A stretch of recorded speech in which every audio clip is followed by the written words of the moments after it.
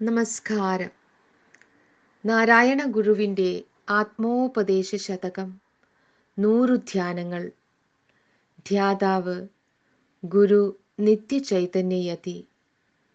ധ്യാനം 18. അഹമിരുളല്ലിരുളാകിലന്ധരായി നാം അഹമഹം എന്നറിയാതിരുന്നിടേണം. അറിവതിനാൽ അഹമന്ധകാരമല്ലെന്ന് അറിവതിനിങ്ങനെ ആർക്കുമോതിടേണം. ചിലപ്പോൾ നമുക്ക് കടുത്ത ദുഃഖം ഉണ്ടാകുന്നു. ഇടയ്ക്കിടയ്ക്ക് ഇവിടെ കാണപ്പെടുന്നതെല്ലാം വികൃതമായി തോന്നുന്നു.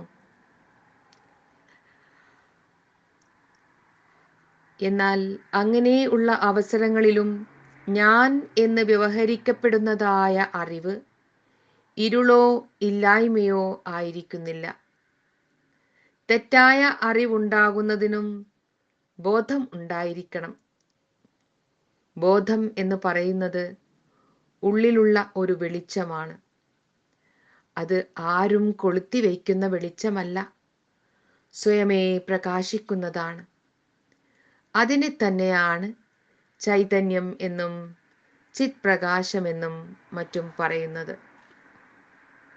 ഞാൻ അറിവില്ലാത്തവനാണ്, അതുകൊണ്ട് എനിക്ക് ആത്മാവിനെ അറിയുവാൻ കഴിയുന്നില്ല എന്നിങ്ങനെ പരിദേവനം ചെയ്യുന്നവരുണ്ട്.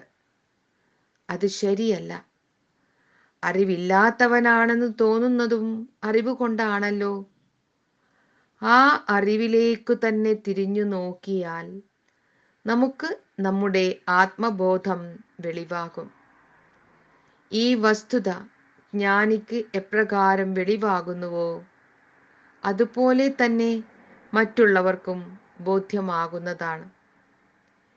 എവിടെ ശുദ്ധമായ അറിവുണ്ടോ അവിടെ അറിവില്ലായ്മയുടെ ഇരുട്ടും അതുകൊണ്ടുളവാകുന്ന ഭയവും ദുഃഖവും ഉണ്ടായിരിക്കുകയില്ല. എന്നാൽ നമ്മുടെ ചുറ്റും ഭയത്തിലും വേദനയിലും മുഴുകി ജീവിക്കുന്നവരെ നാം കാണുന്നുണ്ട്. അവരെയും ആത്മസംബന്ധമായ ഉറക്കത്തിൽ നിന്നും ഉണർത്തണം. അവരുടെ ശ്രദ്ധയെ അവരുടെ ഉള്ളിൽ തന്നെ എപ്പോഴും പ്രകാശിച്ചു കൊണ്ടിരിക്കുന്ന ബോധത്തിലേക്ക് തിരിച്ചു കൊണ്ടുവരണം. ഭഗവാൻ ബുദ്ധന് ബോധോദയം ഉണ്ടായപ്പോൾ മനസ്സിന് ഒരു ആശങ്കയുണ്ടായതായി പറയപ്പെടുന്നു. അവിടുത്തേക്ക് വെളിവായ അറിവ് അനർഘമായും അത്ഭുതകരമായും രഹസ്യങ്ങളിൽ വെച്ച് രഹസ്യമായും ഭഗവാന് തോന്നി. അത്ര വലിയ സത്യം കാണുവാൻ ലോകർക്ക് കഴിയുമോ എന്നുള്ളതായിരുന്നു അദ്ദേഹത്തിൻ്റെ ആശങ്ക. അപ്പോൾ ബ്രഹ്മസമ്പത്തി ബുദ്ധ ഭഗവാന്റെ മുൻപിൽ വന്ന് ഇങ്ങനെ പറഞ്ഞു അത്രേ. കോട്ട്: അങ്ങ് അനുഗ്രഹീതനായി, അവിടുത്തേക്ക് ബോധോദയം ഉണ്ടായിരിക്കുന്നു. ഈ ലോകം ഉറങ്ങിക്കിടക്കുകയാണ്. അവരിൽ അറിവും കുടികൊള്ളുന്നുണ്ട്. കണ്ണിൽ മറവിൻ്റെ ലോലമായ ഒരു പടലമുണ്ടെന്നേ ഉള്ളൂ. കാരുണീകനായ അങ്ങ് ആ മറ നീക്കിക്കൊടുക്കണം. അപ്പോൾ അവരുടെ മായാമോഹം നീങ്ങിപ്പോകും. അങ്ങേക്കുണ്ടായ ബോധോദയം അവർക്കും ഉണ്ടാകും. അൺകോട്ട്.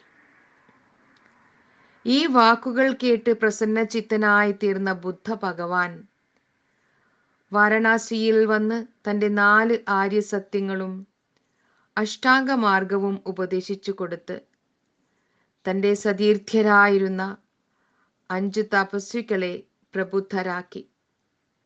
അതോടുകൂടി അവിടുത്തെ ധർമ്മചക്രപ്രവർത്തനം തുടങ്ങി. നാം അറിയുവാനിടയാകുന്ന സത്യം നമ്മുടെ സഹജാതരെയും അറിയിക്കണം. പലരായി നാം കാണപ്പെടുന്നുവെങ്കിലും നമ്മിലെല്ലാം കുടികൊള്ളുന്ന അറിവ് ഒന്നു തന്നെയാണ്.